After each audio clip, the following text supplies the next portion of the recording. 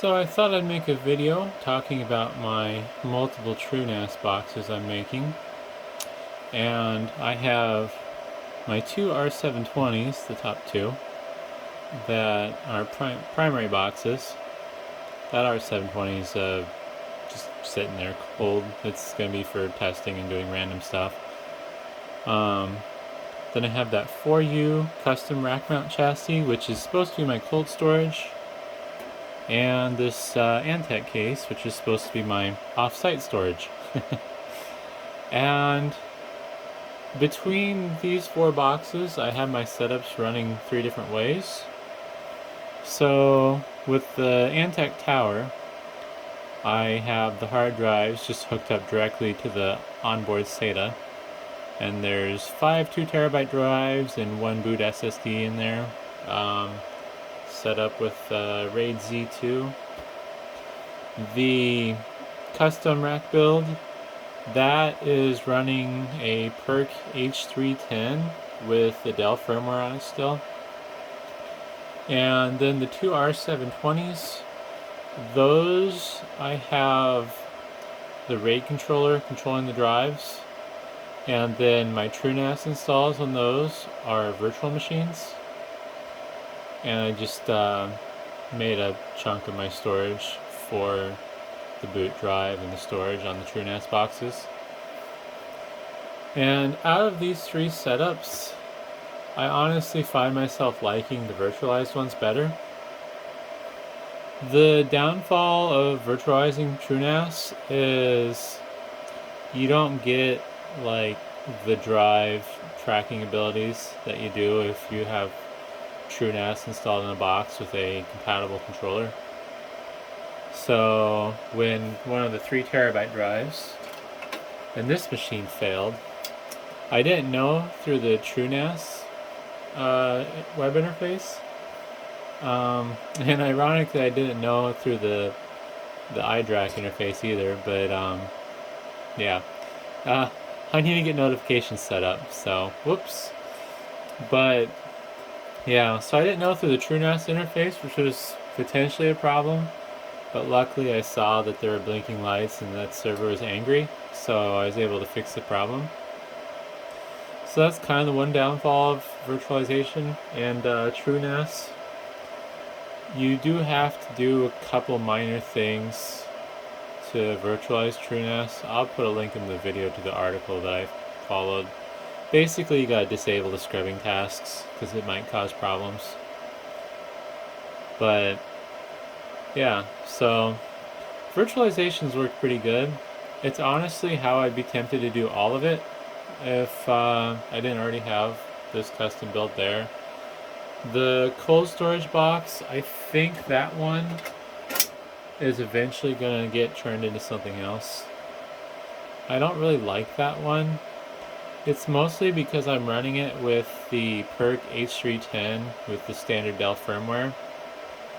And the problem with that is, for whatever reason, TrueNAS is not capable of retrieving the Dell, or the drive information through the Dell controller. Someone smarter than me could probably explain why, but yeah, I don't know.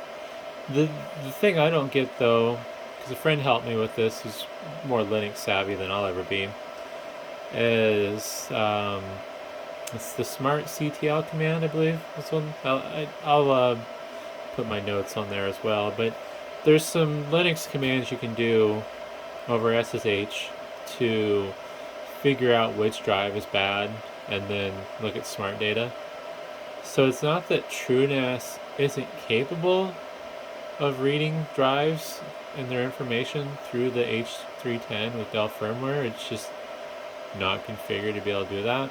And I don't really understand any of that, so I'm sure somebody smart, if they see this, will probably be more than happy to let me know. So yeah, I mean, that box has been okay. It's done its job. When when the drives aren't failing, it's been plenty adequate. But it's definitely gonna go. Plus, between this box and that box, the custom rack mount, when drives fail, it's a huge pain. So like with this R720, when it was drive number 7 that failed. When that drive failed, there was a blinking light indicating which drive failed, and all I had to do was pull out the bad drive and put the good one in, which kind of shocked me because I mean it makes sense on why it's that easy, but I just wasn't expecting it to be that easy because with TrueNAS you have to offline the drive and then add the new drive in through software interface and then wait for it to resliver versus this R720 with the I think it's the H710P RAID controller.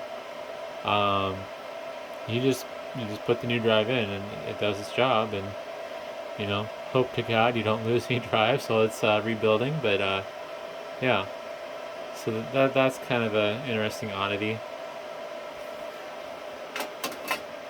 As for this Antec system, it's actually been fantastic. I like this one a lot better than the custom build.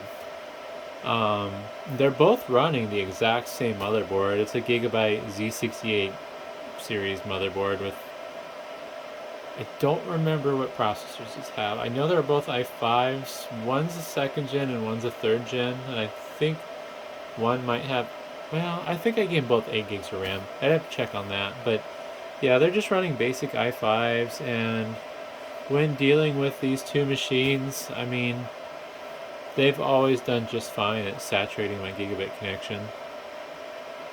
The next thing I need to work on, though, will be getting the 10 gig going on my R720s. And the only problem I'm going to run into with that is I can't make my mind up on what network card I want. I was trying to use the X520s until I found out that you have to have Intel branded SFPs or do firmware hacks to be able to use the X520s, which was just too big of a pain. I do have the appropriate Intel branded SFP Plus modules for X520 cards if I wanted to go that route still, but then I'm going to have to buy fiber optic cables. I have some, just, oops, well, that's close as I can get in the frame without getting up, but I have some, but they're used, and I don't know if those fiber optic cables are durable enough for if I want to like pull the server out. So I haven't made an official decision on that yet. I still have the riser modules that'll let me go either X520 or X540 for the networking. Right now I have the X540 ones in for two, I think it's two i350 gigabit ports and then two X540 10 gigabit ports. Since my switch only has SFP plus ports on it and no 10 gig RJ45, I'm going to have to buy SFP plus to RJ45 modules, which is not cheap. I think I was looking at $45 a piece on the low end, and I don't even know if that was a good brand or not.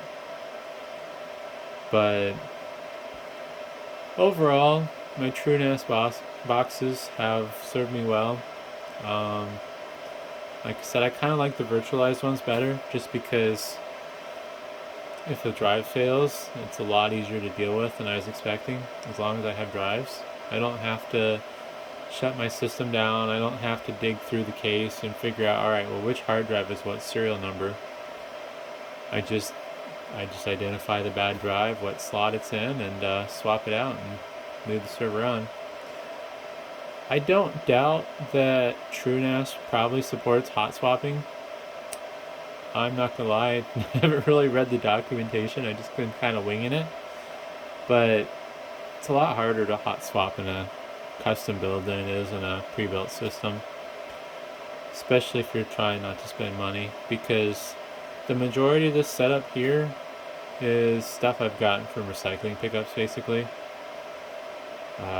These two custom builds, the motherboards I got out of computers from recycling pickups, all the drives in those two boxes are basically from recycling pickups.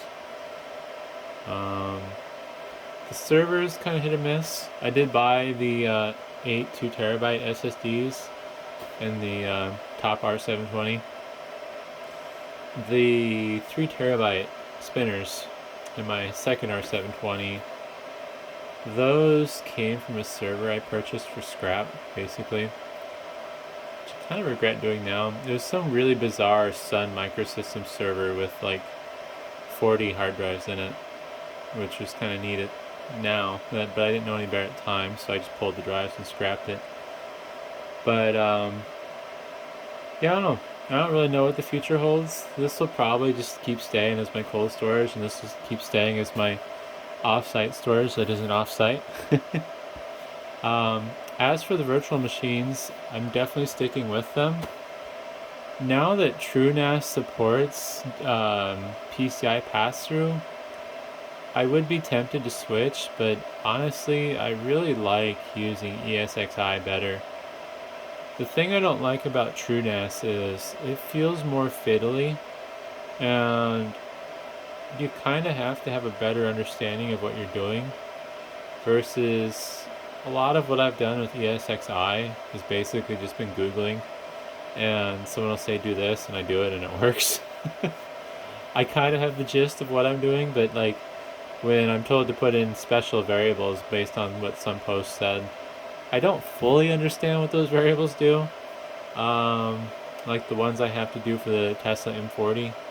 I think it has to do with like memory allocation, because the Tesla M40 has more GPU memory than a standard card of its time, but yeah, that's kind of screwy there.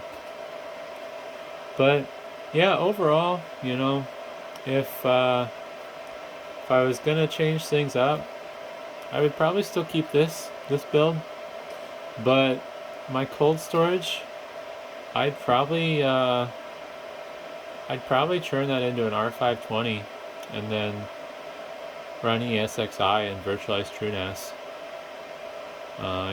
It's so much easier to deal with, and then I get all the other bells and whistles because the custom builds, they don't have iDRAC or any kind of lights out management. I could buy some expensive third-party system or, you know, develop my own, but honestly, I have so many PowerEdge systems that, yeah, I'd just go grab another one. Plus, then I'd only be using 2U instead of 4. Although I do love this case. It has lots of 120mm fans in it and stuff. If for some reason I wanted to build like a GPU rendering server, that'd be a really nice case to do it in, versus one of these R720s, because you can only put 2 full height GPUs in an R720. But yeah, hopefully that's helpful, and thanks for watching.